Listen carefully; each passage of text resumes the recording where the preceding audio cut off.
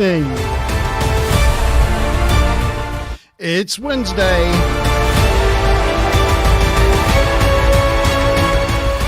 It's just gone 8 o'clock. It's the TNG review show. Hey! Hey, it's us. We're back again. Yes, myself, Monteban, we are here, and I am joined by my co-host, Maz McBob. Hello, people. Hello, how are you doing this evening? Very good, thank you very much. Jolly good, jolly good. I'm looking at the stream and it's looking a bit blurry, but hopefully it's... come on. Whiffy behaving badly. Well, with this low latency thing, so we can talk to the people, sometimes it starts off a little bit janky. It takes a little bit while to sort of... Get going. Get going, yeah. But hopefully it'll sink in a bit. It'll be in a bit. Good. I did just before we look. Oh, Smiler says it's fine. It's all good. It's all good. You're worried about nothing, Mark. You're worried about nothing. Yeah. Just as we were about to go live, my uncle calls me for a conversation and a question or two, and yeah. So I was a little bit I'm going live, but yeah, that. Tripped me up a little bit there, but it's all good. It's all good. We are here, Maz. We are back. Now, whether people will be able to find the stream today, because last night, on a whim, I changed the name of the channel. You certainly did. Yeah, I thought I'm going to try it out like you know when you go to a store and you just think, oh, I see a pair of jeans that I might like, and I just think I'll just try them on just to see how it feels. So I changed it. Name on for size. I tried it on for size. I thought I'd change it, see if it'll let me, and then maybe just change it back because I'll be too scared. But it went through, and I thought, right, well, I'm just I'm sticking with it. I'm sticking with it. And yeah, here we are. So no, this is not Monteban Live. The TNG review show is not brought to you by Monteban Live. It's now brought to you by the Vault. Yes. The Vault. Yes, we are all now members of the Vault. And yes. And what treasures do we have within the Vault today? What treasures? Yes. My precious. My precious. Hello to Stu Plum. Hello to Smiler Rainbow. Hello, guys. Good evening to you. Thank you for joining us. Thank you for finding the stream, even with the name changes. Smiler Rainbow says she did search for Monteban Live and still found you. And I did find the same thing earlier, actually. If you put Monteban Live in, it still does bring you to the same place. To the Vault. Yeah. I haven't changed the little icon yet. It's still my red Monteban logo. And I thought, well, I won't change everything to begin with. I'll leave that as it is, just so that it's still got the same sort of marker. You know where you are. Yeah, why not? Yeah. Don't forget to like the stream, peoples. Yes, if you could, that would be fantastic. I forgot to remind Karen that it was Wednesday, so that was my bad. Probably should have done that. Smiley Rainbow says, say the Vault in a voice that says it's time to face the music. The Vault! That kind of... it's time! It's like your game show voice. To face the Vault! Yeah. Yeah. Very nice. Are you messaging Karen, are you? I am. I'm just putting,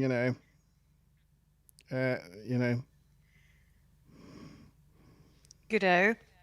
And unlike last week, where I had barely a page of trivia and goofs and things, I have 5 whole pages this week. 5 pages, my gosh. 5 whole pages. That's more than my entire script. Crazy amount. So I'm not quite sure how we're going to get through all this. I think I might just have to cull some of it. Buckle in, people. This could be a crazy ride. And not only that, I forgot to mention something last time, because, it'd been a break over Christmas. And before Christmas, we'd been getting quite excited about the development with the new uniforms. And I forgot to say that last episode, I think they've all got the new uniforms now.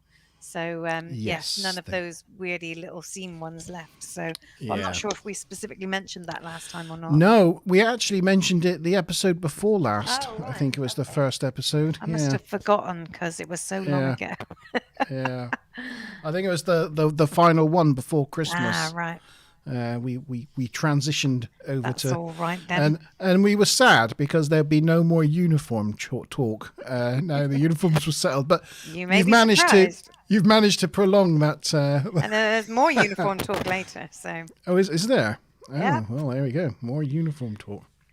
And this episode's quite exciting already because I use various sources for the trivia and the goofs and stuff. And one of the first things I saw on IMDb is that it scores quite highly on IMDb out of 10. So already you're thinking, oh yes, this is going to be a good one. It's quite popular. I think on IMDb it's like the 4th highest score of the season. So Wow, that's yeah. Yep.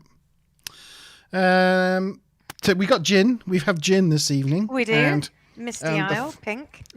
the first gin is, I was about to say, Misty Isle, pink raspberry Old Tom gin, and it's a fruity number. Certainly is. Very fruity. So, yep, there you go. And as we have a little gin tasting on this show, I thought, well, Klingon word of the day, gin in Klingon is Lagon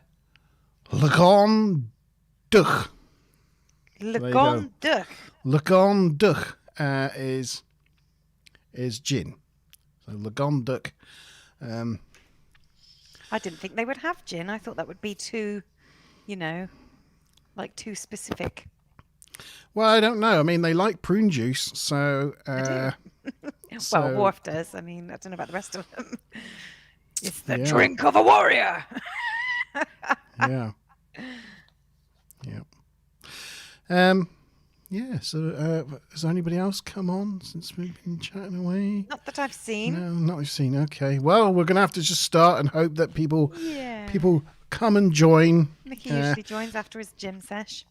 After his gym, We've not got a gin. lot to get through, so we probably should We continue. better get on with it. Yeah. You've produced the questions for this evening, so I have. They might be a bit scatty. I might have to make some of them up as we go along, but I do have at least 5 here. and I don't know what they are, so I can play along too, which is very exciting. I'm very excited about that. Yes, here we go. The Defector. It's episode 10 of season 3. So we're cruising along season 3 now, aren't we? Mm-hmm. It seems like we've only just started and we're already at episode 10.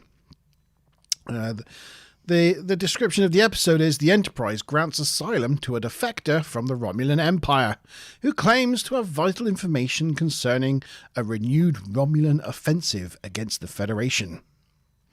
It's production number 158, and it first aired the 1st of January 1990. The very first day of the 1990s opened up with a season 3 episode of TNG. And it's the first Star Trek episode of the 90s.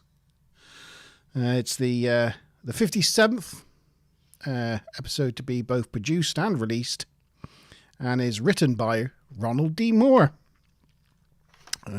who's a prolific Star Trek writer, producer, and it's his second episode he wrote for Star Trek after The Bonding, which I think was a few episodes ago. He also created, was executive producer for... No, he created the new Battlestar Galactica. He created, co-produced, and wrote Battlestar Galactica, the new one. Yes. And he was also a driving force behind Deep Space Nine as well. So you kind of, he Gets about a bit. He gets about, does Ron. It was directed by Robert Shearer. And I think this is about the 4th episode that he's directed of TNG. So there we go. I didn't write down what other episodes he's done, but he's done about 11 episodes in total, Robert Shearer, and this is the 4th one. Yeah, I don't really have any information about him. I've got some stuff about Ronald D. Moore and Michael Piller, but yeah. I know Robert Shearer died, I think, in the early noughties. The last 2 things he directed was 2 episodes of Voyager. All right. So the teaser for this episode. We open up on an encampment where there's a tent with 2 figures standing around a campfire. This turns out to be the holodeck, and is a setting for Data to practice his performance of Shakespeare's play Henry V. And in this scene, we can hear his voice, and we can tell that one of the 2 characters around the campfire is actually Patrick Stewart in heavy makeup. Certainly doing like a really bad Brummy like accent.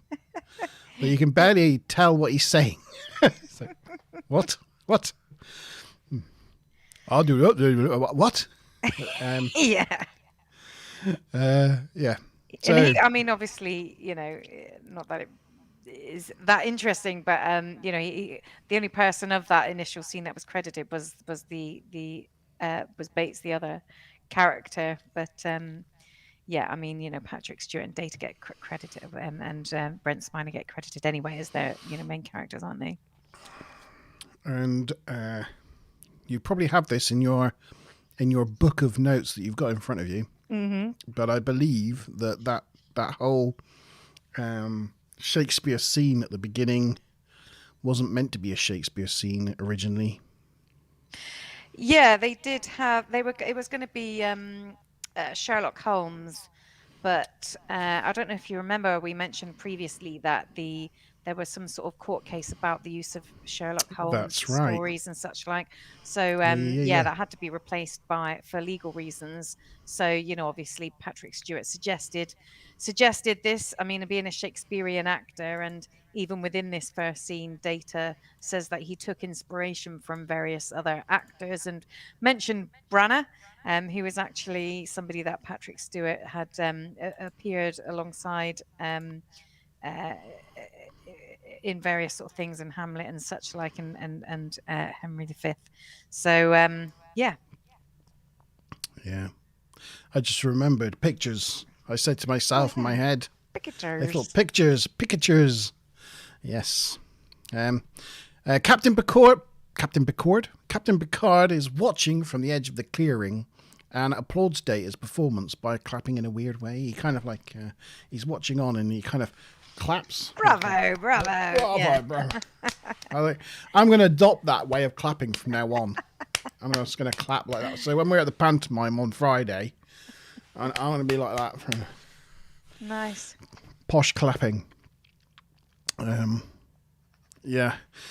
he claps, he gets the attention of the holodeck characters, so Data quickly freezes the program.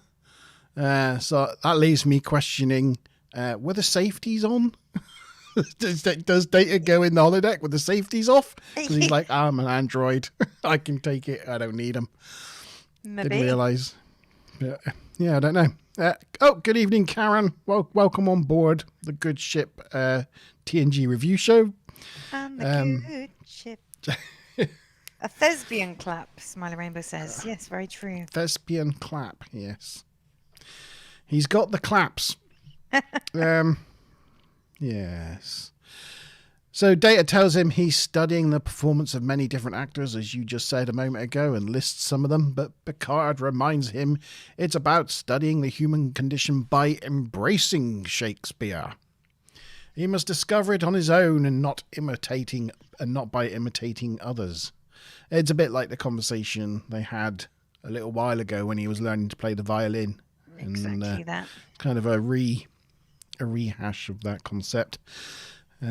Riker interrupts over comms to say that sensors have detected an unidentified craft in the Romulan neutral zone heading towards Federation space.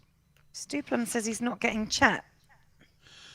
You not?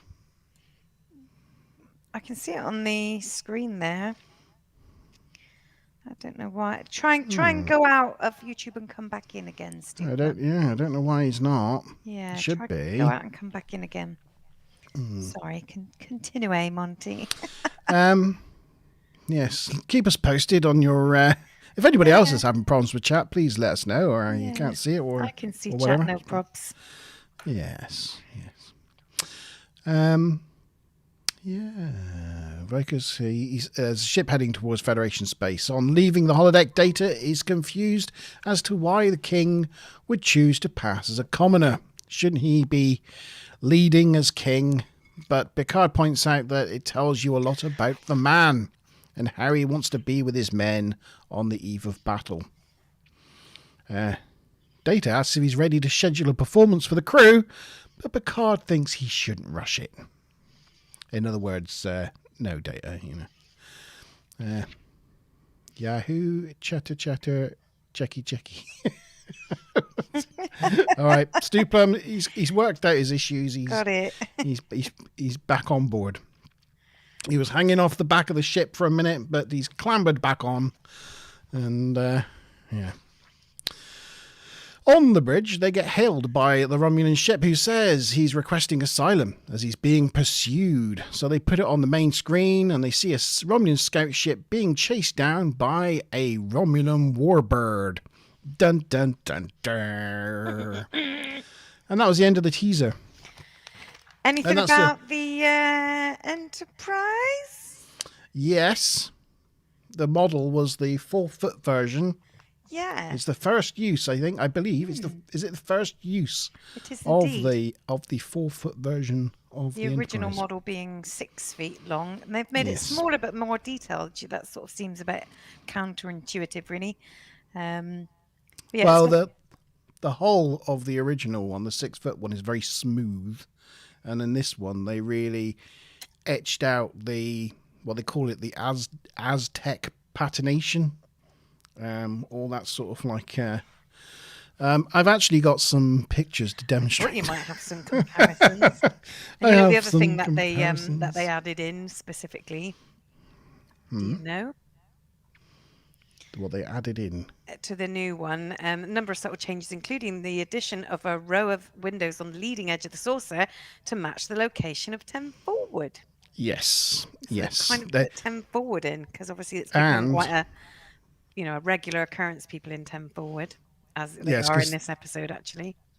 The 10 forward windows weren't on the original 6-foot model. Nope. But to accommodate the 10 forward windows, they had to actually make the leading edge of the saucer section on the 4-foot model thicker than the 6-foot one. Right. I've lost the picture that I was going to show you. You've lost your comparators. I have. Well, I will ask a question. It's a super, super easy question to start out with, because we said it anyway. Was it super easy, barely an inconvenience? Inconvenience, yep. So the question is, from what Shakespearean play are they doing a scene? Oh, I know. And this is only 17 points. We're going all for prime numbers today. I know why I can't find it now. Why is that? Because I'm looking at pictures of Encounter at Farpoint. Oh, that's not the right episode. That's not the right episode. I'm like, none of these pictures are looking familiar. No. I'm getting very confused. I will repeat the question. From which Shakespearean play are they practicing a scene at the beginning of this episode? Oh, yes. Easy question. 17 points only up for grabs. Easy peasy, lemon squeezy.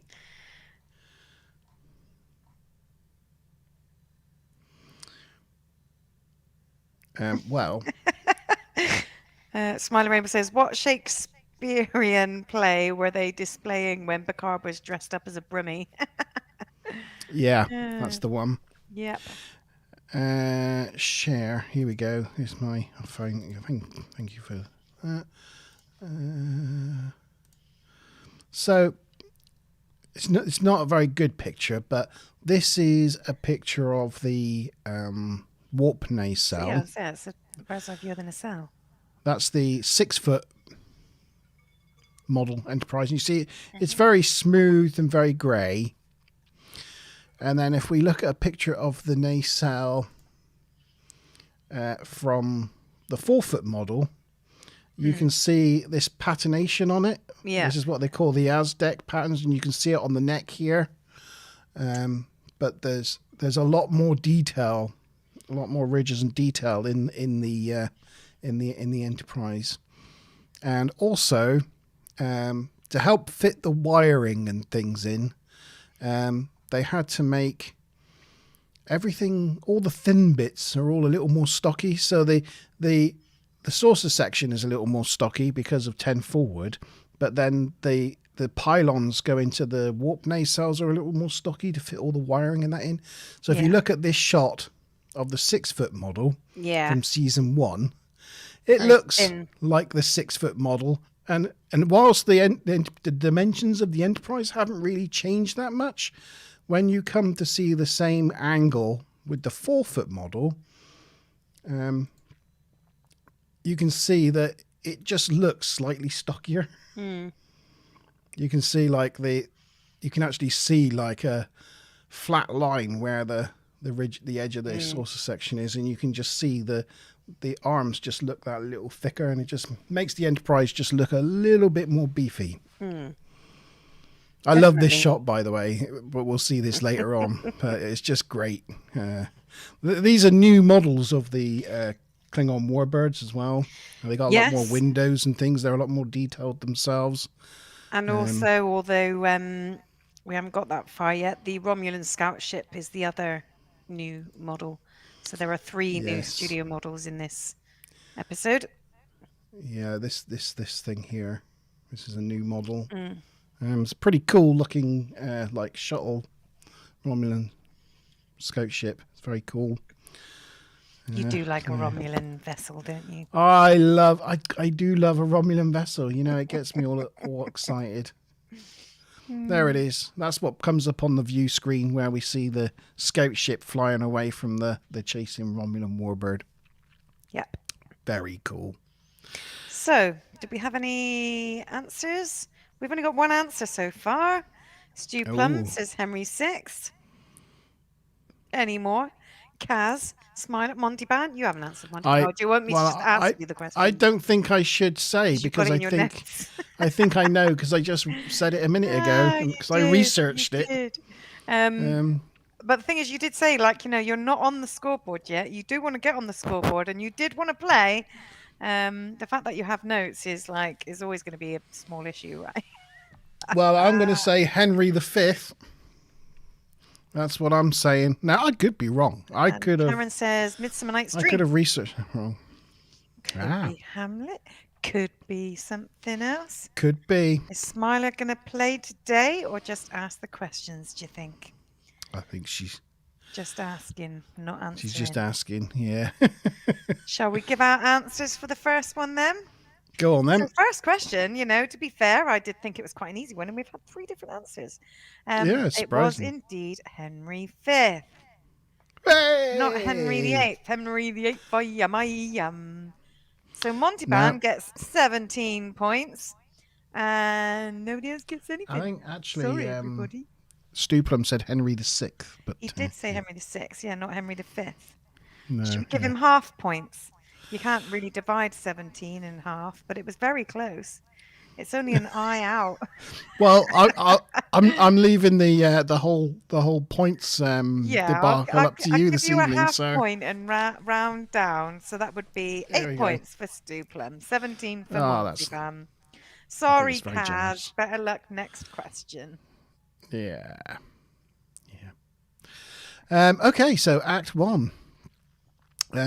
Picard signals red alert and tries to hail the Romulan warbirds, but they don't get a reply. Go on. Karen points out I should give 16 to Stu as he was only 1 out. That's a clever point. He's like, where did the I come from? Was it a typo? Oh, is that what he's saying? There's a typo. Oh, bless. Yeah. You've had a good winning streak lately, though, Stu Plum. Yeah. Sorry, Monty.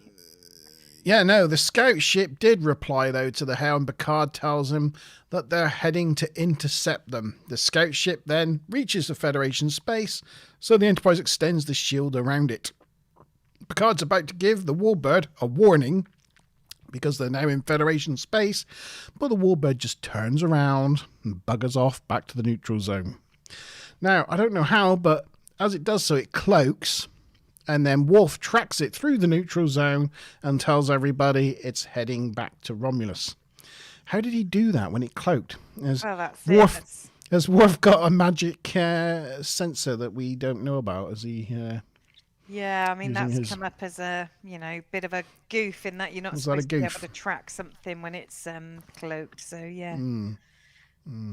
Plot hole, I think they described it as, was it? Yep.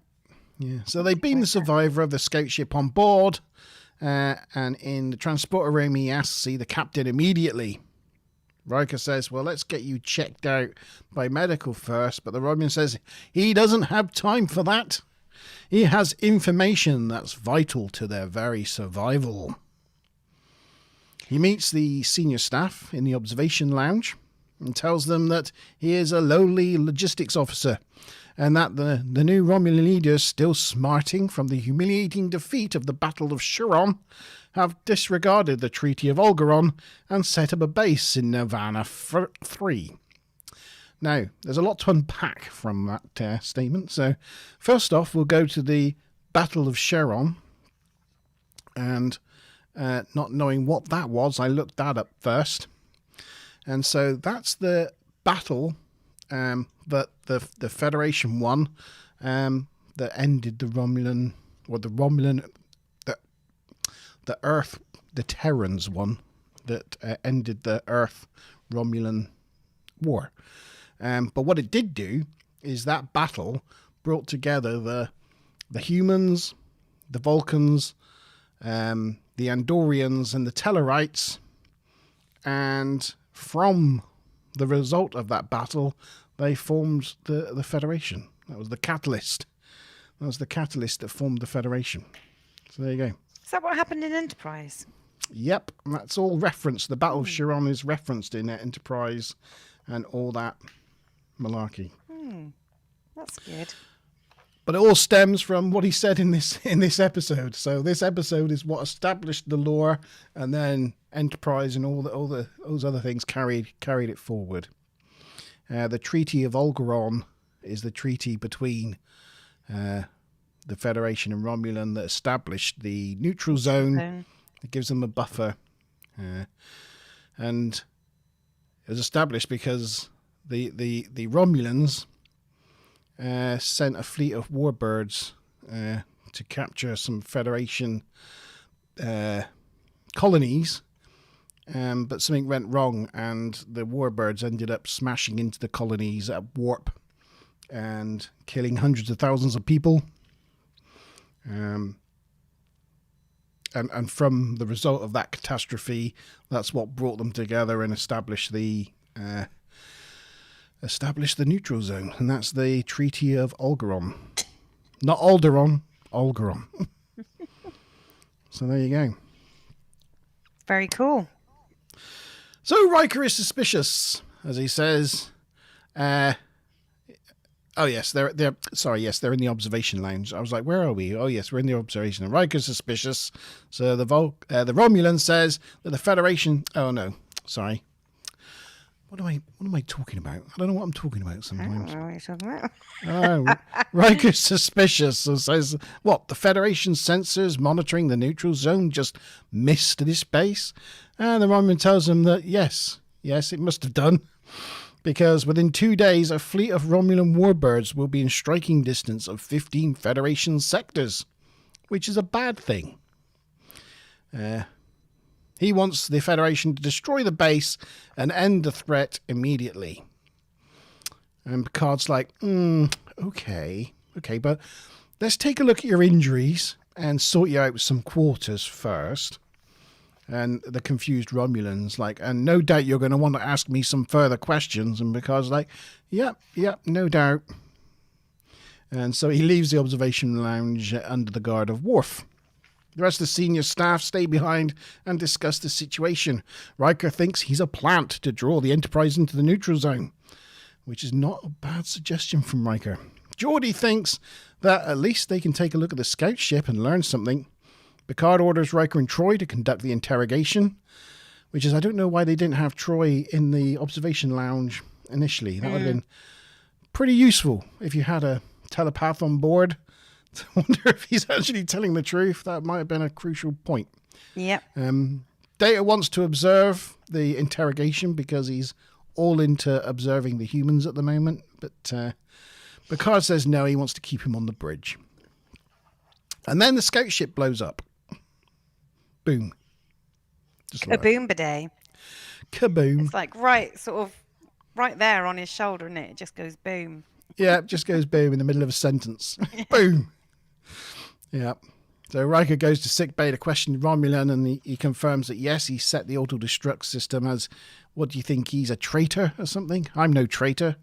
And Riker's like, but you are here. He's surprised that the doc understands Romulan physiology. And she looks at Worf pointedly and confirms that she's recently had some experience. And you can almost see Worf kind of shuffle his feet as he's being gazed at by the Doctor. But I thought that was quite a nice little callback, that the Doctor's still smarting and that relationship with Worf there is still damaged in some way. She definitely gives him the eye, doesn't she? Yeah. But what was that other? I can't remember what that episode was. It had a similar name, didn't it, to this? I've got it in here somewhere. I've just got so many notes I can't find it. Can't remember. The Enemy. The Enemy. That's it. Yeah. It is The Enemy. Yeah. It's a good episode, though. It's a very good episode. The working title for this episode was actually A Question of Trust. But it ended up being called The Defector, which then reminds me very much of The Enemy, which also had Romulans in. But yeah. Of course, the Romulan in question. Oh, I should probably have moved the pictures on. Nobody said, did they? Nobody said. Oh, there he is. Nobody said. There's the Defector. There's our traitor in his brand new Romulan scout ship. There's the same control console as the Ferengi shuttlecraft that went through the wormhole. Anyway, there's the brand new scout ship. I didn't have that, in my notes about that set. Did you not? No. It's used for a number of Romulan ships as well, but it was originally a Ferengi shuttle thing. I've got pictures if you want to see pictures. You can do. Why not? Does anybody want to see pictures of this? Because I will, because I'll go on about it. Got so many bits of trivia, So we mentioned about the scout ship. Now that we've seen the boom boom, the scout ship was designed by production artist Rick Sternbach and constructed by Gregory Gine. It was also later, it might be Hine, I'm not sure, it begins with J. It was also later modified to portray a science ship in The Next Phase, which is an episode about 2 seasons later, and an Asari vessel in Voyager, Favorite Son. So, that scout ship model is used for several different things. Yep. Well, there it is there. Mm-hmm. And then, as I said, it was the in the price. Oh yeah. There you see. See it there, and also in these are future episodes, but it's another Romulan console here. That's actually the Ferengi chairs from the Ferengi shuttlecraft as well. You see that plastic tubing around it. There you see that. Yeah. There it is. And Face the Enemy. There's another one. There it is. Yeah. It gets used a lot. That particular set. There's another really good set sharing thing later on that I spotted that I can't wait to get to. Um, well, before we get to that, I mean, let's have a little talk about him. Go back. Oh, this guy. Yeah. This guy. I can't This remember his guy, name. That guy, James Sloyan. James Sloyan, yes. So he do you know, well, what do you recognize him from, or have you already read up on it? I recognize him from Star Trek. He's been a number. Hi, Mickey. Mickey's here. Hey, Mickey. That's okay, Mickey. We've only had one question, and it was only 17 points, so you haven't missed out on too many points. Yeah. The main thing I recognize this guy from, which I don't remember realizing this before, but was as like Odo's de facto dad, Dr. Mora. That's the main one that I recognize him from, but he's been a whole bunch of things apparently.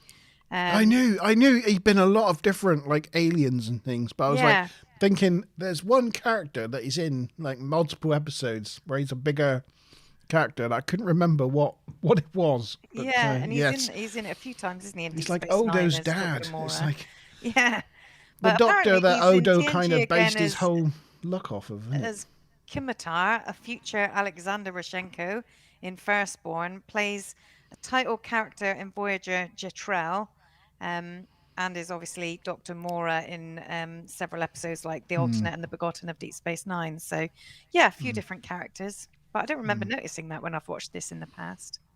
Yeah. I did know it was him. I remember. I mean, it's one of the reasons why I like this episode, because I like him as a character actor. Yeah, he's pretty good. And he's really good as an alien because he does all his acting through his eyes. You know? He's like he's really like super expressive intense with his eyes. And when you've got a lot of makeup on, you can't frown, you can't move a lot of your facial muscles. Having like really expressive eyes really helps. Yeah. So, yeah. And I forgot to say at the beginning, obviously, Data goes freeze program, and like the fire keeps on flickering, and everybody's. But I mean, it's just one of those normal freeze program thingamajiggies.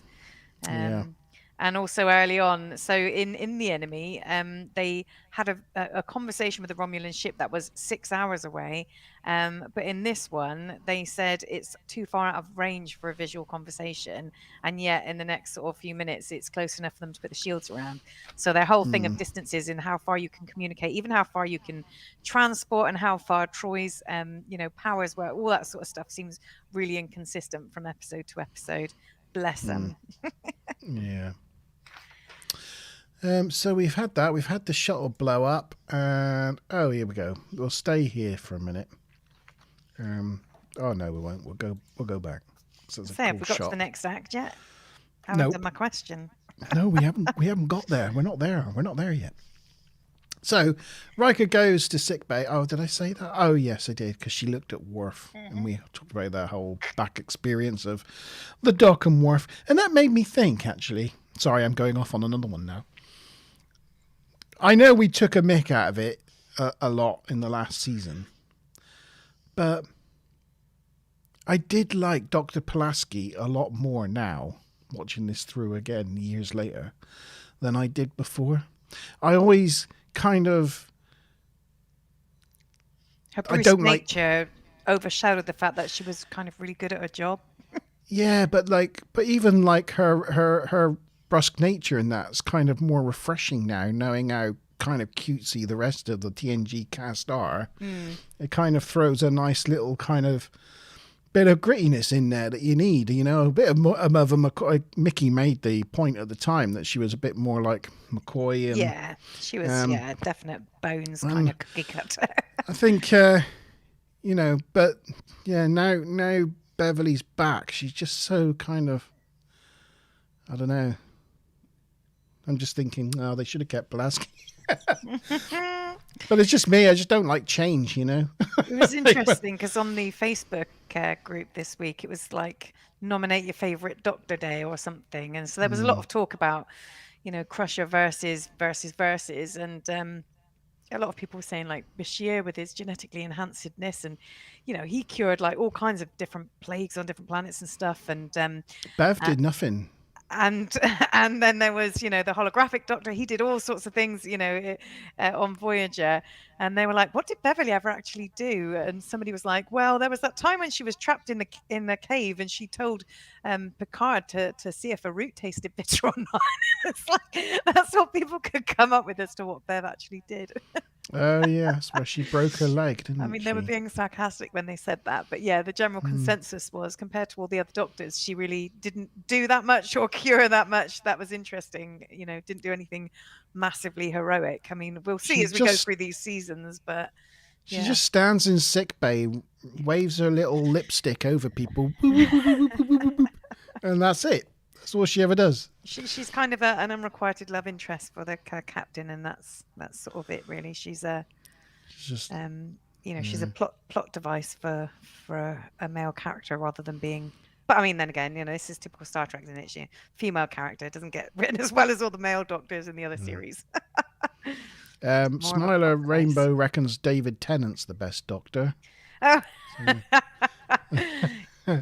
Yeah. And Mickey thinks that she's just a sexy lady.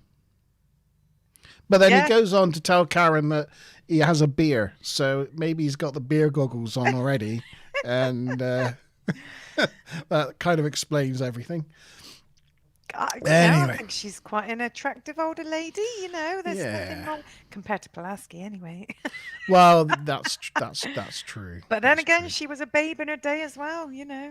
She was certainly in the 60s Star Trek. Right, should we carry on now? Sorry, I digressed. We still haven't got to the end of the act yet, have we? No, I'm just waiting for my question. We're still on the dock staring at Worf bit. God, we've 45 minutes in, and I knew this was going to. I've got so many notes. This is terrible. Come on, Monty, keep it moving. Okay, keep it moving. Yes. So it turns out that he knew the Romulan knew about the incident at the Galundan core, which in Worf's view adds weight to him being a spy, because a lowly clerk or whatever it is not likely to. But the Romulan says it's common knowledge. He asks Riker, why do they allow a Klingon Patak to walk around in a Starfleet uniform? And Riker counters by saying that only a Virul would use such language. I'm guessing a Virul is a fool. I don't know. So it's a Romulan insult, which is quite cool that Riker even knows that. But of course he calls him a Patak, and he's saying, your Klingon curse words. And of course we know Patak means weirdo. What a harsh curse word that is. Why do you allow these Klingon weirdos to walk around in Starfleet uniforms? And the other one he says is a toiza, which Monty and I did have a look before this to see if we could find a translation, and we couldn't really. No. So I can't have it as a question with multiple choice, but we think it's something about being a lowly servant or something. A lowly servant, yeah, I think but so. But we're not 100%. We can only sort of half translate it, but something like that. Yes. Riker dismisses Worf to go make security arrangements, and when he leaves, the Romulan admits he actually likes Worf. He understands him. He's a proud warrior in his warrior ways. However, he's just the sort that's going to end up getting us all killed. And that was the end of Act 1. Yay! Right, so question. This is kind of a question multiple. Time. It's not a multiple choice, but there are potentially multiple answers. So I'll just kind of decide when you answer as to how many points to give. I had 43 points, allocated to this, but as to whether people will get all of the bits right or not, I'm not sure. But what is the name of the Romulan defector? Multiple possible answers. I haven't said it yet because I don't think they've said it in the show to this point. Oh. Well, there you go. So you really have to... Possibly. 43, very specific. Yes, Mickey. I was actually going for prime numbers. all of the points this week are prime numbers. But I've done it on, it's not going up each question. I've considered each question in terms of how difficult I think it is. So this is a higher one, but then the next question is quite easy, so there's lower points. But it's still a prime number. Who the pointy-eared defector? Yes. Yeah, de point. Yeah. Da point That's ear very, defector. very cool, Smiler. Yeah, I know. You can I think I have know. some time to answer that one because you might be wanting to think about it. And I'm sure I had other trivs and things. Let me see. Oh, that was it. So, yeah, in the neutral zone, this is just a little bit of interesting stuff. There are different zones that are named after different production staff. So there's Beta Hutzel, which is named after the visual effects supervisor Gary Hutzel. There's Upsilon Legato, named after Robert Legato. There's Theta Curry, named after Dan Curry. And Moore's Star was almost certainly named after Ronald D. Moore. Ronald D. Moore or Ronald B. Moore? D. I thought so. It says Ronald B. Moore here. It's D. So yeah, so that's quite cool that they've taken all their names and given it names in the neutral zone. I thought that's quite very cool. Okay, well, we got one answer in so far. We do indeed. It's pretty good. Yep. And there was also a goof that wasn't a goof. So when he was giving those insults in sickbay, there's a shadow that sort of looks like a boom mic passing over. Right. But actually, it's you can't see it happen, and it's interesting that they bother with this because he's given the insult, and what Riker actually does is raise his arm to sort of point to Worf to say like, "Down, boy." But you can't actually see it. But the shadow is actually Riker's arm telling Worf messing about. Yeah. He's messing about behind the camera. No, I think he's because the guy's insulting him, and he basically raises his arm like, Worf, stay put. Stay put. He's ordering him. Yeah, but it's quite interesting that they've bothered to write that in and have that body language acted out, but you can't see it other than through a shadow that actually kind of looks a bit like a boom mic. Should we have the answers then before I move on to Act 2? We can do. We've only had 2. Kaz hasn't answered yet. How about yourself? Do you want to answer? I can. Stu Plum has got it right. And I believe. Yeah, he has. The only thing that you could add to that is Jirok's first name, which is Aridal, something like that. I didn't know that. I've got it somewhere, but well done, Stu Plum and Monty Bam. So that's 43 points for the both of you. Yay! Nicely Congratulations. done. That rounds you up nicely to 60. Right, we're already at Act 2. Cool. Karen's now got her answer in. Sit out. Oh, you get half points, Kaz. Yeah. Which is 21. My pooch is asleep this evening. Ah, cutie cutie. Cutie pie. Okay, Act 2. Riker shows the Romulan to his quarters and tells him they will be questioning him further later. He goes to get some water from the replicator, but the replicator doesn't understand Romulan temperature grades. He pulls a little orange disc out of his boot and looks at it thoughtfully. I wonder what that is. On the bridge, Data's still no luck finding any evidence of a base on the planet, but it could be cloaked. Picard gets a Priority 1 message from Starfleet Command. Ding! There it is. Which he takes in his ready room. The encrypted message is from an admiral telling Picard that the Romulans have objected to the Enterprise taking in the refugee, but says this is going to come down to Picard's judgment at the end of the day. Good luck. No pressure. No pressure. Don't F it up. So Picard summons Worf to his ready room. On the bridge, Geordi points out that the Warbird always matches the scout ship's speed.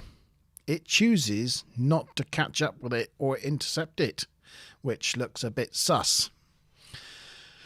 Picard wonders if they would... Picard wonders... if the wound could be self-inflicted. Beverly thinks it's a severe wound, but it's not impossible. So yes, is it all staged? Picard receives another communication from the Admiral, telling him that reinforcements are a long way out. So Picard orders Data to prep a Class 1 probe to scout the planet and see if they can find the base. He also asks him to sit down because he was about to go and do that. And he tells him it's possible they are about to go to war, and asks him to make a recording of everything that happens, as history is going to require a dispassionate view. I thought that was a bit like, that's a really good thing to do, because he's going to make some big decisions that could be questioned by the Romulans, by the Federation, by whomever. It's kind of handy having a walking, talking recorder there, just making a record of everything that happens. But also, in the same way, it's another one of just like, yes, Data is just a utility.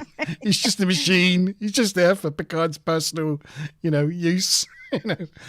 Calling his, recall a dispassionate view is kind of just admitting that, there's nothing behind Data, that he's just an automaton. So I did feel a little bit for Data, because on one hand he's like, yes sir, of course, and then on the other hand, inside he must be thinking, oh.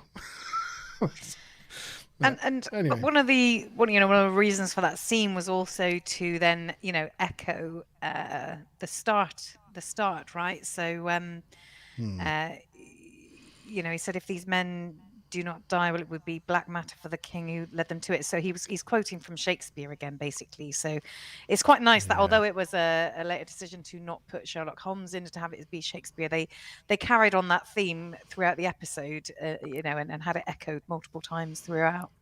I love a set off and a payoff, and a callback within a story, and that was it. Yeah, because Picard asks Data about the state of the crew and what the mood of the crew is, and Data tells him that they're nervous but confident, and and Picard says he can't travel around in disguise of the crew like King Henry could. He can't just blend in the same way. But it's funny how he would ask the dispassionate view person what they think the mood is of everybody else on the ship. So it's kind of a little bit of a contradiction, really, from what you just said in the previous sentences. Yeah, I was just looking at my reflection in the looking at the blue light that's above me on my head, thinking, oh, it's not that shiny, and then I suddenly realized, oh, he's talking about the Admiral guy in the picture. I was quite like, a shine off his bald did head. I polish it today? And the other thing to mention about the Admiral is this episode features the third change of the Admiral uniform in TNG. So there you go. I just wanted to get a uniform comment in there.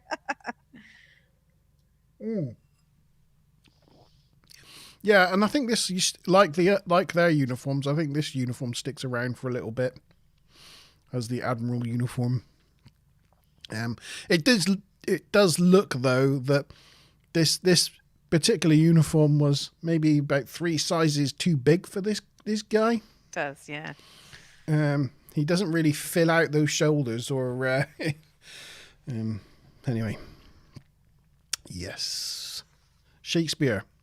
Now, if those men... Oh, you've done the quote. And that was the end of Act 2. So there you go. We got through that one pretty quickly, didn't we? We did.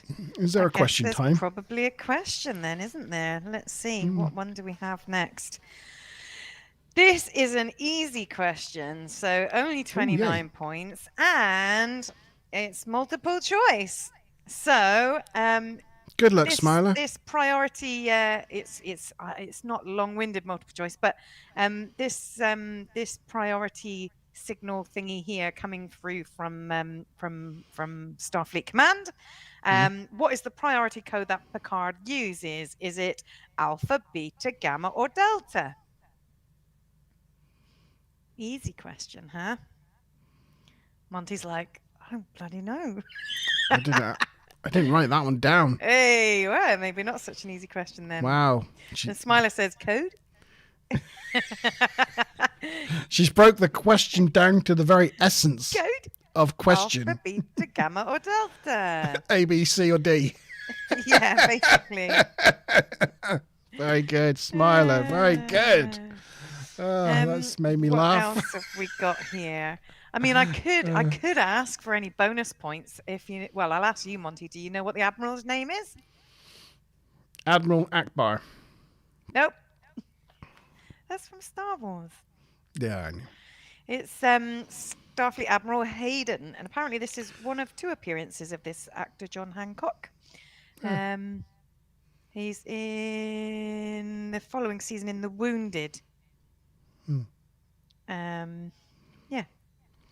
So there you go. He's in it again. What else have we got? Oh yeah, and this is just a comment about the sort of structure of the Romulans, which is like the Klingons. The Romulan military has a high command, so it's the same with the Klingons, isn't it? They're both governed by a high command in terms of, and I don't know if this has actually specifically been mentioned yet, but this does introduce 2 new Romulan military ranks, which is Admiral and Sub-Lieutenant. I don't think those have been referenced before as existing within their military hierarchy.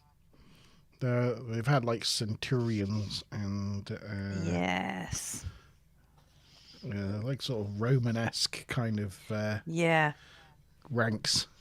Whereas now, yeah, it's quite weird, like almost like Admiral and Sub-Lieutenant. You're like, oh, they sound kind of a bit more normal, really. They're not as exotic. Normal. Yeah.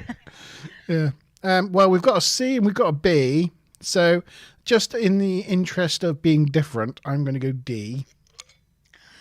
And has anybody not answered? We've got Mickey, we've got Stu Plum. What about Kaz? Come on, Kaz. Kaz is on a go Alpha, slow. Beta, Gamma, Delta. B. Okay. I'm going for my second gin, by the way. It's Misty Isle Sil Cargalane gin. It's 42%. Yes. So the first one was a Misty Isle as well. So these are basically 2 different flavors. And let's just quickly, what does it say? The botanicals are juniper, coriander, angelica root, blueberries, meadowsweet stalks, and sea orache. I have absolutely no idea what that last word is. Apparently, there's a sharp saltiness in the aftertaste, which sounds quite exciting. Okay, so it is Smile Rainbow. You answering? It is Gamma. You are quite correct. That was C. So that was Mickey C. So Mickey and Smiler get the points, and that was 29 points. Well so done. Smiler is 29, Mickey's on 29, Kaz is still on 21, Stu Plum is second at the moment with 51, and Montyban is in the lead with 60 points at the moment. From getting the first and second questions right. Cool. You've managed to round up your your prime numbers quite nicely there, Montyban, to a very non-prime. Yes, congratulations to Mickey. I don't know if Mickey and Karen, you weren't around at the beginning, but you've noticed that I've changed the name of this YouTube channel to The Vault. I don't know if you've noticed that when you've come on to the channel, but yes, we've changed the name. It's not Montyban Live anymore. It's now The Vault. Yes. Yes, Karen's on a go slow on her laptop or on her phone or whatever it is. She's a little bit behind, but that's fine. That's fine. All right. We'll give plenty of time. We'll wait for you. We'll wait. Yes, we'll wait. We've got plenty else to talk about. So we're into Act 3 already. So Riker and Troy are interrogating the Romulan that we now know's name's Cetal. He won't answer their questions. He doesn't know the answer, the location of the bases, or the numbers in the fleet. Cetal feels he has been a fool to come looking for courage in a lair of cowards. On the bridge, the computer informs them they have a priority message from the security officer of a Klingon ship, Bortus. So Picard orders Worf to go deal with it in another room somewhere. All very mysterious. Data launches the Class 1 probe and then visits Geordi in engineering to coordinate the probe's findings. In engineering, he asks Geordi what he thinks, and Geordi's gut instinct is that Cetal is telling the truth. He tells Data that sometimes facts lie. but Data can't wrap his positronic brain around that one because facts are facts. Yeah, it's like it may lead you to a wrong conclusion, but they can't lie. No, that's right. Yes. He thinks the facts tell him that Cetal isn't actually defecting. Geordi, though, thinks that they'll catch the Romulans with their pants down. That leads to more questions from Data of why they be lowering their pants to their ankles. But Geordi goes on to explain this is how humans use instinct and intuition to fill in the gaps in the facts.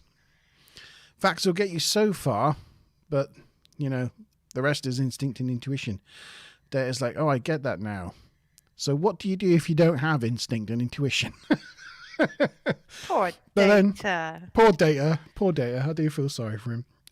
Geordi then finds the faint subspace emissions coming from the orbit of the planet, and they also pick up ionization readings, which could be a cloaked ship.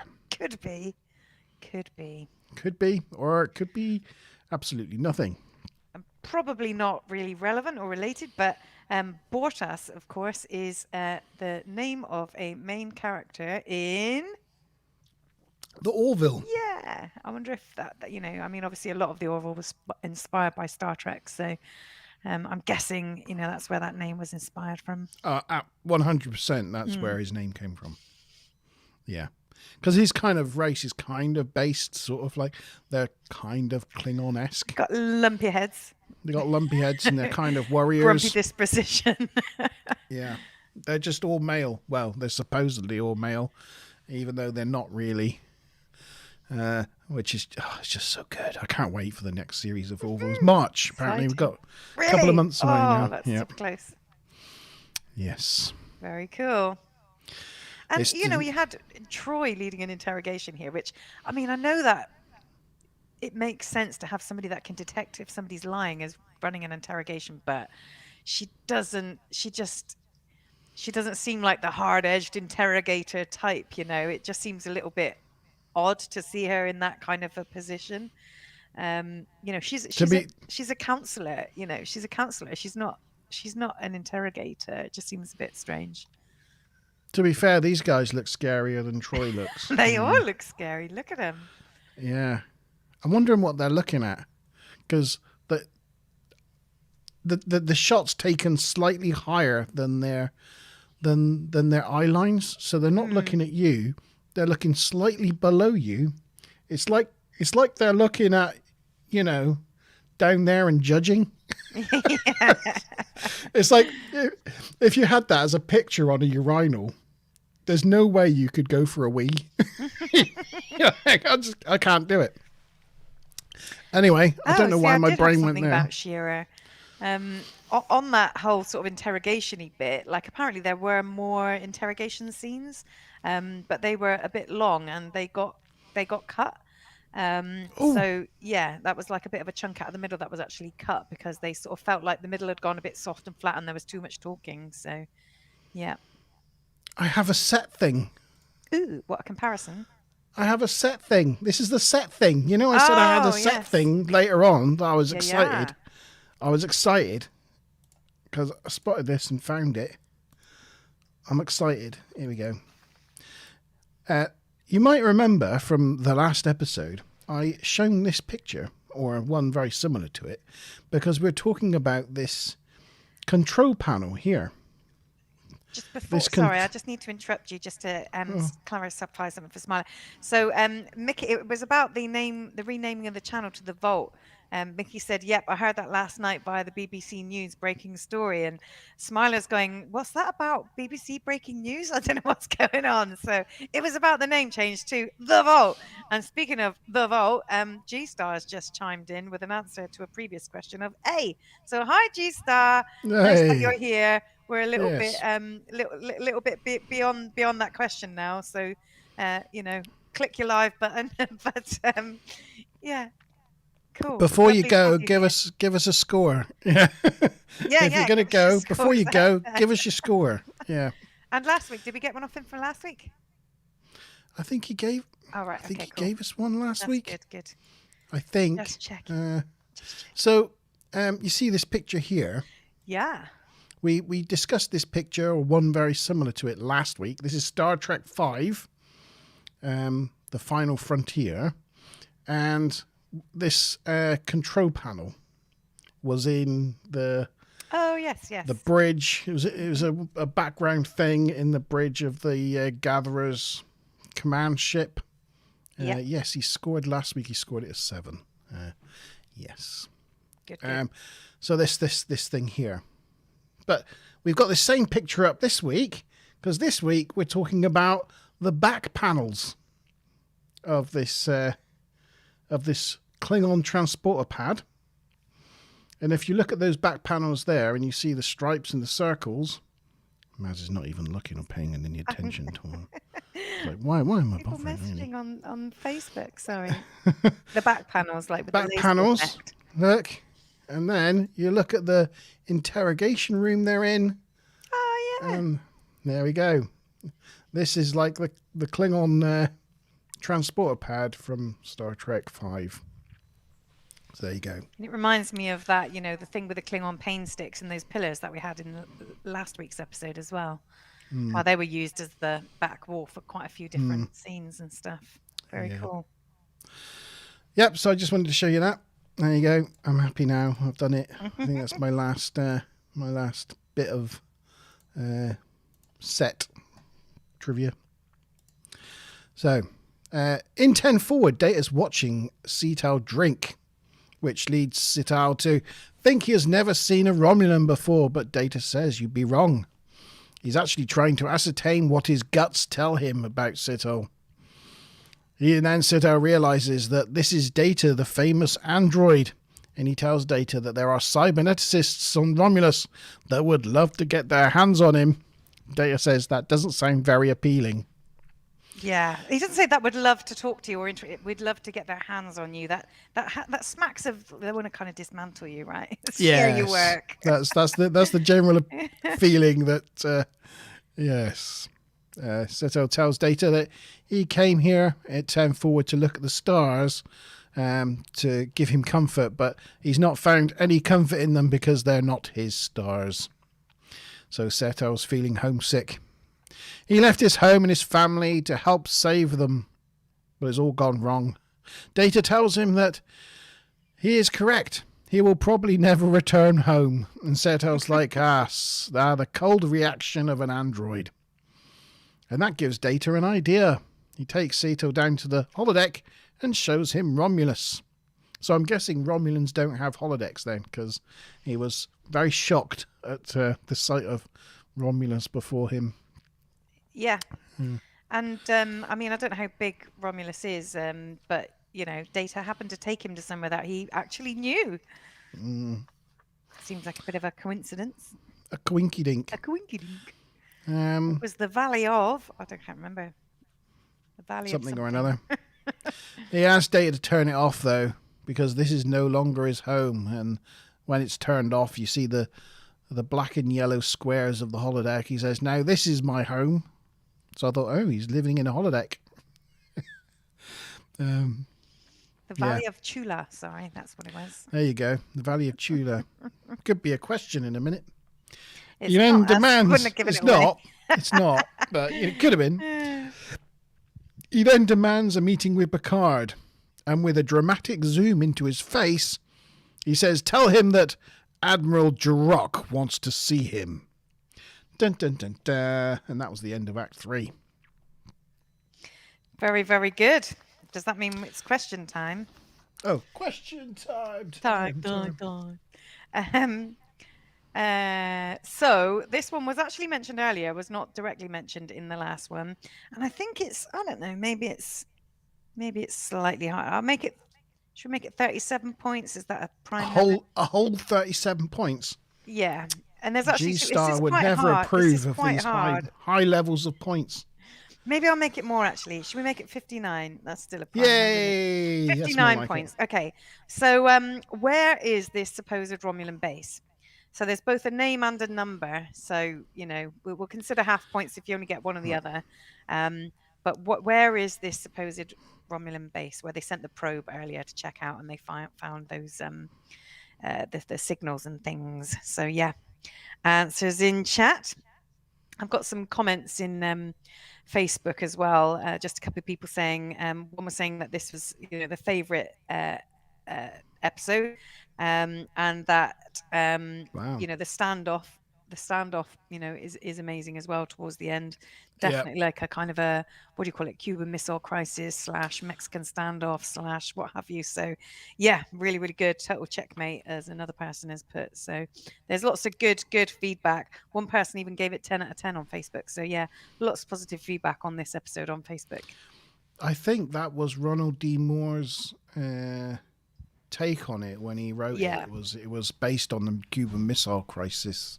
It was supposed to be that kind of level of crisis between the Federation and Romulus. Yep, absolutely. And there was, as you say, there was a very similar, Cuban Missile Crisis. Yeah, that came out in this Next Generation Companion. But there was also a very sort of similar episode that was written in, what did you say earlier? The that other series, sci-fi major series, Battlestar Galactica. Yeah. There was a very similar sort of series written. It was in Hero, co-written by Ronald D. Moore, with a very similar premise, with a fighter pilot who escapes, and they've got the Cylon raiders pursued by other fighters, and then they get face to face, like trying to keep their distance, threatening to fire on each other and stuff. So, yeah, very sort of similar premise. Very cool. Right, shall I carry on with Act 4, or do you want to do answers? We've got one answer. Have we indeed? It's difficult when I'm switching between Facebook and YouTube to keep track of everything. So we've got an answer, have we? You're doing a grand job. You're doing a grand job. Let's wait for some. What is the Spanish word for trying cute? To guess the question from the answers. Oh no, that was just and Chula. Stuplum and G-Star both got that. It was Chula, actually. So that wasn't a question, but well done, you two. And Smiler Rainbow says, what is the Spanish word for cute? So, G-Star, it says it's ding, ding, ding, ding. Yeah, like Nirvana, Force smells like Teen Spirit. So yeah, we'll wait for a couple more answers. So carry on in the meantime, I'd say. Yes, okay. So Act 4, in Picard's ready room, the Admiral is again on communications, and he confirms that Picard is indeed holding Admiral Jirok, the commander who was responsible for the massacre of the Norcan outpost. He also advises that Jirok should be considered an unreliable source. That being because Jirok, being a admiral capable of massacring people, won't be someone who then comes with an olive branch, defecting for the sake of peace. Yes. Picard signals to bring Jirok in and makes him take a seat. He tells him he doesn't believe he's telling the truth. Quoting the massacre as an example of him not being peaceful. But Gerard says in his world they would have called it a campaign. One man's butcher is another man's hero. Jirok refuses to give them any more information as he doesn't see himself as a traitor. But Picard tells him that he needs to make himself comfortable with being a traitor, as what is done, and he won't do anything else unless Jirok spills the beans. Jirok asks Picard if he has any children, and Picard confirms he doesn't. So Jirok tells him the story of how he tried to convince the Senate that another war would not be in the best interests of anyone. And eventually they got fed up with him and sidelined him, kicked him out. But what he did for his little girl, his family, and their futures. He agrees to give them all the data they want, and Picard takes this to the observation lounge to give it to the senior staff. And they really look really happy that they've got the good news. All the things we're going to learn, and they look overjoyed. I mean, Picard's right about why on earth should they trust him. It's like, well, you brought no evidence. You've already lied about who you are. You're basically a Yeah, war criminal. So, yeah. yes, it's no surprise I'm a little bit skeptical, dude. You're a traitor. Now you're gonna have to live with it.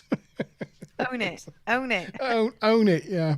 It's basically, we're not moving until you give us all the juicy details we want. Yeah.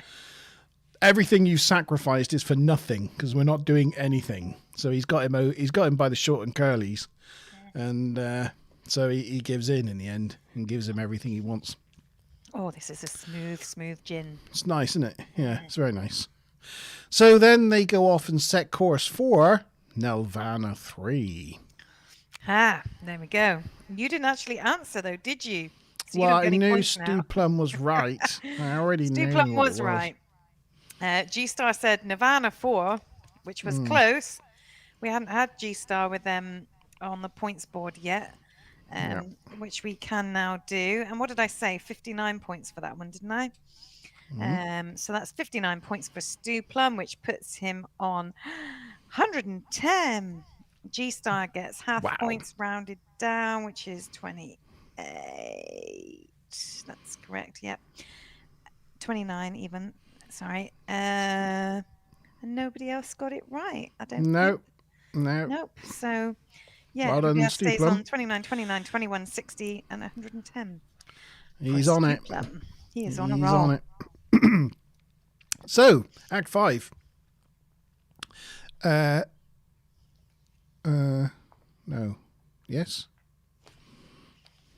Is there... Oh, sorry. I just finished Act 4. Are we back into... That's fine. Are we back into question time I've only again? got a question 5. I had 5 questions and I've done 4 already. So Oh, my should we question leave it 5 then? is at the end. So that was Right, kind we'll leave of it then. perfect. Serendipitously perfect timing. We could say we planned it that way because we're just that well. We planned it. Oh, I've been forgetting to move the bloody things on. Oh yeah, pictures. Look, I'll tell you, there's an interesting fact about this set. I'll tell you, I bet I can guess it now. Go on, what is it? We've been there, done that. Let's not deja vu. Too much content to get through. There's Geordie discussing his guts. Pointing at stuff he can't see. There's the hollow. That's pretty. That was the Valley of Chula.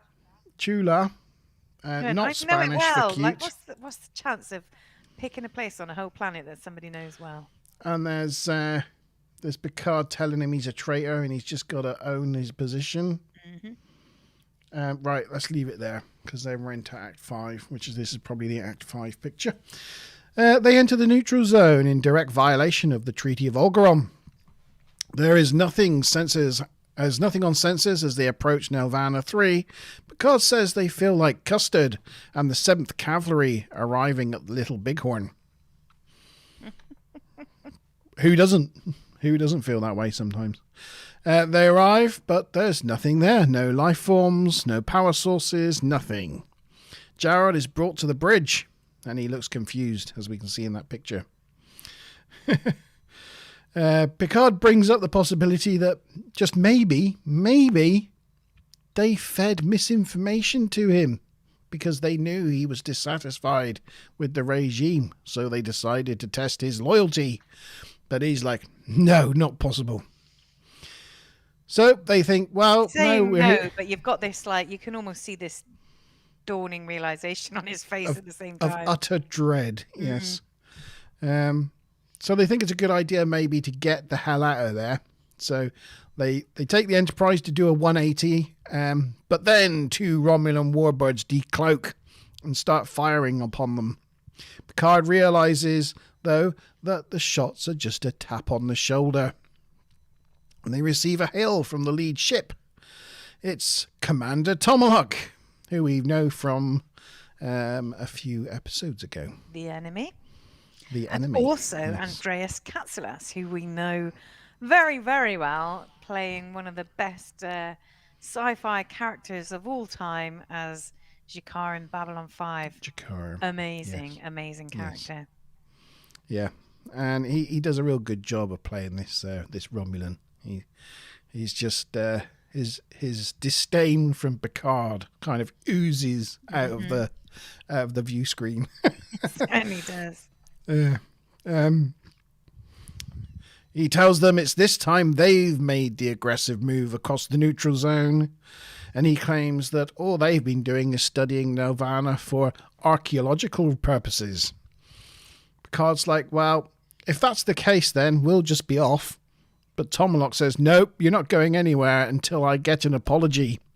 And Picard's like, well, if that's what it takes, I'm very, very sorry. But Tomalak rejects his apology. He tells Picard that after their confrontation, he'll be taking the Enterprise's broken hull back to Romulus as a token of their victory. It'll inspire armies for generations to come. That's at that point, Jarok finally realizes that he's been used to lure the Enterprise to the neutral zone. And Tomalak tells Picard that the first thing he needs to do is to hand over the traitor and surrender.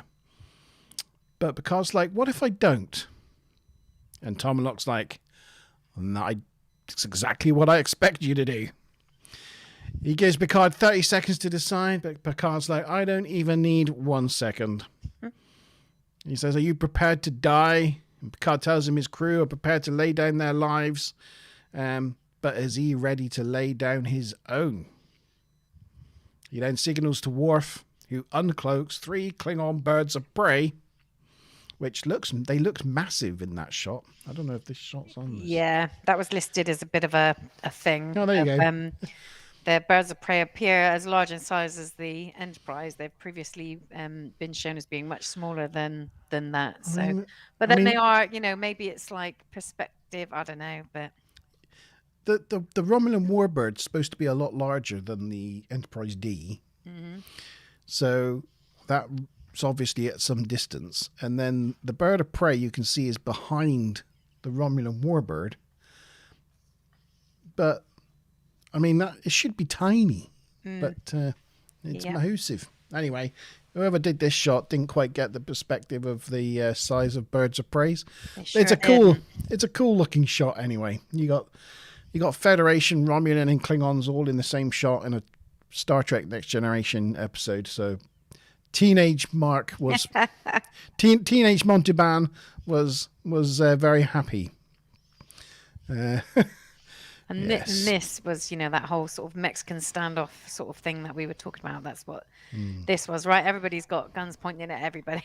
It's a zero-sum game type thing. Yeah. So Tomalak decides not to die today and buggers off back to the neutral zone. So they thank the Klingons and they go and return to Federation space. Later that day, Jarok uses this little orange disc to commit suicide in his quarters, leaving a note for his daughter. Data mentions that they must have known that there's no way to deliver it, but Picard says that he reckons he was counting that on one day there would be peace and it would be possible. And that's the end of the episode. Sad times at the end. Sad times to the episode. Sad times to the end, yes, of the episode. So, my final question, with the points that I had allocated, because a particular person is so far in front, is the only person who could win. I mean, I can up the points. Go on, up the points. Give me a chance. Well, the thing is it's supposed to be fastest on buzzers, and well, in fact, no, you probably, actually, you're the only person that could win it, Montalban, other than Stu Plum. Okay. So let's go for fastest fingers on buzzers. It's a very easy one. Get your fingers ready, Stu Plum. The question is, how many ships were there in this standoff? 1, 2, 3, 4, 5, 6. That's correct. And Mickey got in there first. Stu Plum came up with 5. G-Star said 7. All the answers coming in. So Mickey gets the 61 points. Where are you, Mickey? 29, 30, 90. So that puts Mickey on 90. Stuplum, however, is still in the lead with 110. And Mickey beat you to it, Monty, so you don't get the points to take over Stuplum either. So that means that Stuplum wins this week. Gosh, darn it. Well if done only I with was the quicker. fastest on buzzer, Mickey. You were second this week, Mickey. You're getting closer. That's better. That's I think that's a season best for Mickey. Yeah. Yeah. So there you go. No, there's another warbot out of shot. There's a whole bunch of another one out of shot. There's a whole bunch of other little bits and bobs though. Apparently at one point during some of the rewrites, because they had like an initial draft, and then there's like a whole bunch of people that contributed to this in the end, and they had a lot of rewrites. But apparently at one point there was going to be a love story between Crusher and Jirok, which sounds a little bit bizarre to me. Maybe they wrote in the fact that he had a family and a daughter and that later, but I can't see how they were going to kind of Shanghai that one. No, can't. And apparently there was going to be a revised version of the final draft, which in fact, this would make you right, G-Star. There were going to be 3 Romulan warbirds, but actually in the finished episode, they only had 2, which gave, the kind of the Klingon Federation conglomerate even more of an edge against them. So there would have been 7. There would have been 7 G-Star. We're nearly right. If anybody wants to put, no extra points awarded, but who was missing from this episode? Let's see if anybody can put that into chat. And also Wesley. Correct. Yes. Sorry. I should have given people a chat. Sorry. Don't bother putting it in chat, people. Don't bother. It just came out. It just popped out. I couldn't help myself. It was almost really sort of suspicious in his absence, because every time it was at the con, it was just like this rando guy. And Picard compared Riker to one of his countrymen when he was talking about about Custer and stuff. But it was just interesting that in Voyager they did establish that there was a distant relative of Riker's, which was Thaddeus Riker, who was a Union Army colonel in the American Civil War. So it's just interesting that there was that little sort of parallel there.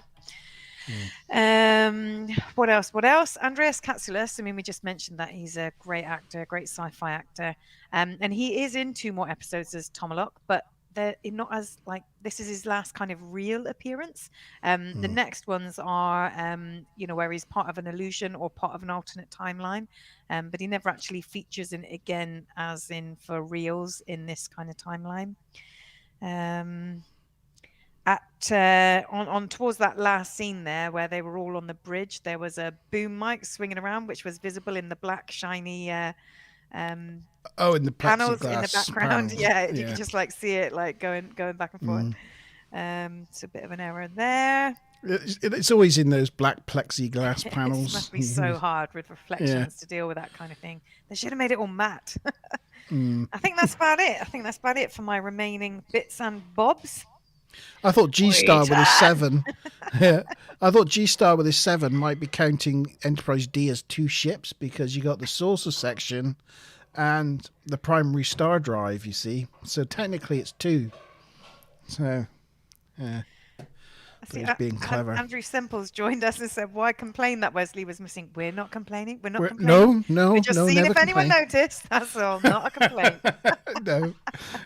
I think you've joined us from Facebook chat. So lovely to see you here, Andrew. Oh, very cool. Very cool. Well, welcome on board. Welcome. TNG review show. Yes. Yes, that was the full episode. Now, if you could put your scores in chat, what do we reckon? Out of 10. Marks out of 10 from 0 to 10. What do we think it is? And while you're doing that, I will bring up the score sheet.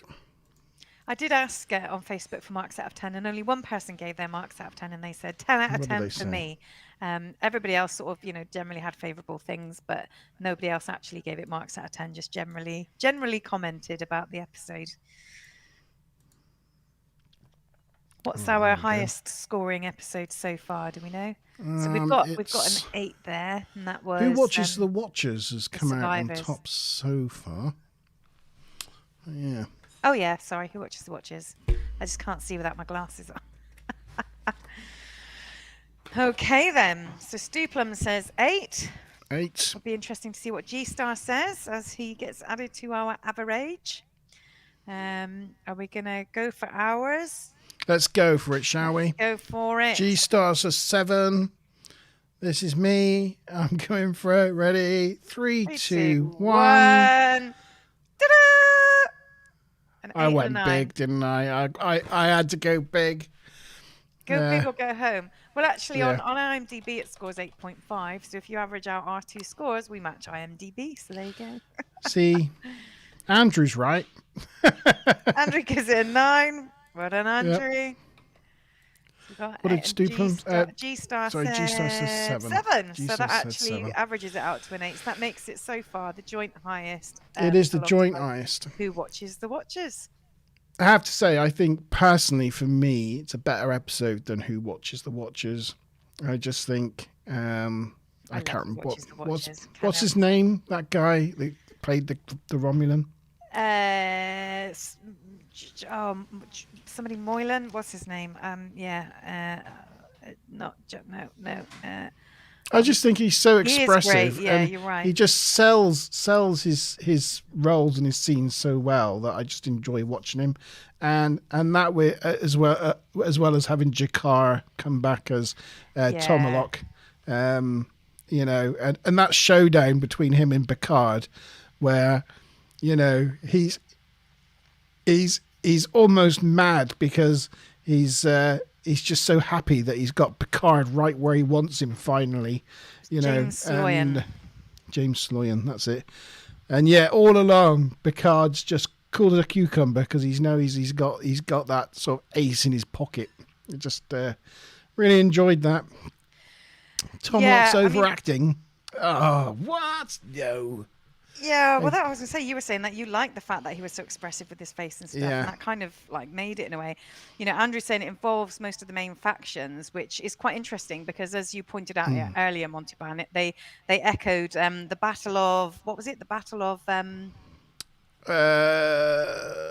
Cheron, was it? Yes, Cheron, which is where actually all the main factions originally came together to form the Federation. So it's almost like, again, that foreshadowing, that reference to something that brought all the factions together. And actually here you see that same sort of collaboration happening between the Federation and the Klingons, you know, which is, you know, part of that collaborative approach that, you know, Starfleet take with everything. So yeah, it's great. Yeah, it's kind of similar. Well, yeah, no, I do like that. You know, as you say, sort of echoing the Cuban Missile Crisis, where like the Romulan is that other state, and NATO is the Federation, and you know how Russia saw itself after World War II. You know, and how NATO formed because of World War II. It's kind of like it's echoing that situation in those themes. But yeah, I just thought it's just thoroughly well written, really enjoyable episode. I've always liked this episode because it's got Romulan ships in it. Yeah, you do love them. I love my Romulan ships, and it's always going to get an extra point for me for having lots of ships in it. Yeah, so. Yes, an easy 9, but yeah, and I think, you know, there's going to be some more big points episodes coming up, I think, in season 3. Yeah, I mean, as I say, on IMDb, there's at least 4 more, 3 or 4 more. One that scores equal to this and 3 more higher. But you know, it's that last one in the series I'm most looking forward to. And Mickey, for you as a next generation newbie, man, do you have some good stuff to look forward to at the end of this series? You won't believe it. Very exciting. Yeah. G-Star points out that he still did like the episode, though. 7 is a good score. It is. You are the Craig Revel Horwood of our votes. Yes. Andrew asks, if you were in this situation, would you have done it similarly, or would you have done something different? If so, what? I mean, I think, you know, the bluff of the Klingons was a genius maneuver. If it hadn't been for that, you know, it's a case of, would you have backed down? Would you have stuck your ground? You know, what would you have done? But yeah, I think Picard played his hand quite well, really. And I quite like the way they set that up in the episode by, when Picard was in his ready room. And Admiral Hayden sort of saying, it's all on you. He said it's all on it. And he just said, he communicated Worf. And he just said, Worf, come to my ready room. And then you cut to a later scene because it was never explained why he brought Worf to the ready room. And then a little bit later on, they had a random Klingon security officer contact them. And Picard was just like, Worf, you go sort that out. From the board. So it was just like, it was just teased that there was something going on in the background without making it overly obvious. I think if that was written in a Star Trek episode now, they would overly explain what was going on. Yeah. They were just like hints of. And I think, somebody put on Facebook about, this end was like a checkmate situation, which it was.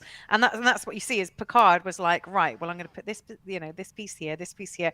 He was sort of playing it like a game of chess and thinking strategy and placing his pieces in the right in the right way. So, a strategic, artful person at work. I don't think I would have been as good as Picard in that situation. Oh hell no! I would have just panicked and I'd have probably just said, "Let's not go into the neutral zone just in case." Sort of thing. No, I would never have gone there. Chicken. No. I would have taken the left the saucer section in Federation space with all the families and children. That's a good point. That's a really good point. I would have then taken the star drive and all the security crew and, the tough guys and girls into the neutral zone, just in case it was a big... and I'd be ready for a battle. That's a good point about doing a saucer set, though. Yeah, that would have been a good move. It would have been a bit prime opportunity to use that, wouldn't it? As they have that in their arsenal, but I guess the thing is Picard kind of knew, he knew that he had this in the bag, right? From our perspective, we're like, oh, this is a bit risky. Should he trust him or should he not? And had it been risky, had he just been going with his gut, had it been could be a flip of a coin, then maybe he should have done that. But because he knew he had like three Klingon ships about to pop out, then I guess he thought there was less risk. Yeah, but it's a really good question by Andrew. Yeah, it was. That. Thank you. Please join us next week, 8 Please. p.m. UK Please time. Join us. Come join us. Join in the quiz. You could get your. Oh, did you put Stu Plum's mark on the board for the? Oh, I didn't. I did not. Well, there you go. Yeah, join us next week. Do the whole quiz and get your name on the board. You could have your name. Stu Plum is on 3. Karen's still winning on 4. Gosh, well done, Kaz. I don't have any. No, I know. None. You were going to try. You thought 0. You were going to get it this week, didn't you, Monty? Never mind. After the first 2 questions, I thought, I'm there.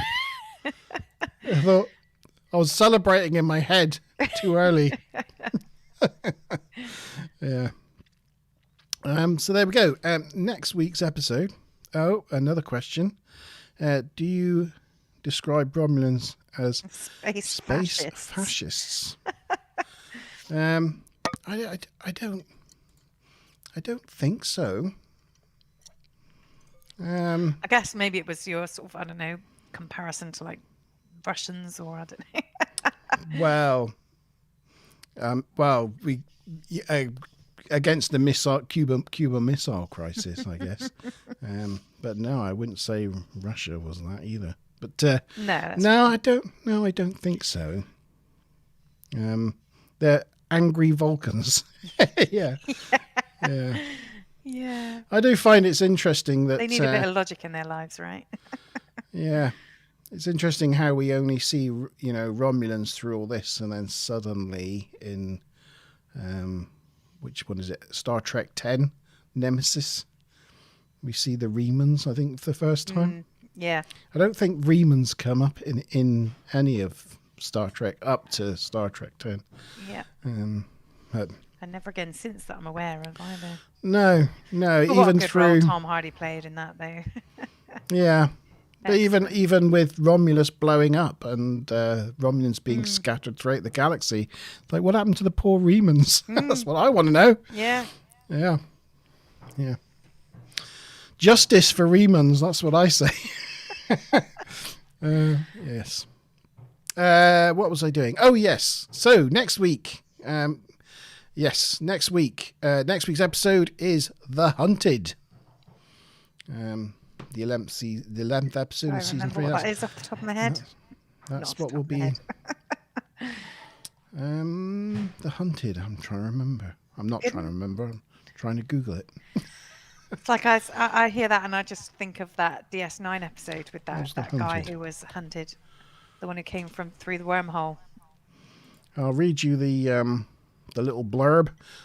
So The Hunted is, while the Enterprise D is reviewing a seemingly idyllic planet's application for Federation membership, an escaped prisoner leads her crew to discover an ugly secret: the government's shameful treatment of its war veterans. Oh, cool. Cool. Looking forward to that one. So that's what we'll be talking about next week. If you're interested, come join us in our dissection and inspection of the episode The Hunted. Yes, indeed. Looking forward to it. We'll see you all again next week. Yes. Hopefully, Andrew, if you're free, come join us for next week's The Hunted. Everybody else, thank you. Same to you, G-Star. We do miss you as a co-host, but thank you for coming along. Yeah, feel free to always come back. And thank you to my wrench, Smiler Rainbow, and Mickey, Karen, Stu Plum, my co-host, Mazin McBob. We'll see you all next week, 8 o'clock on Wednesday, for another TNG review show. Bye. Cheers. Bye.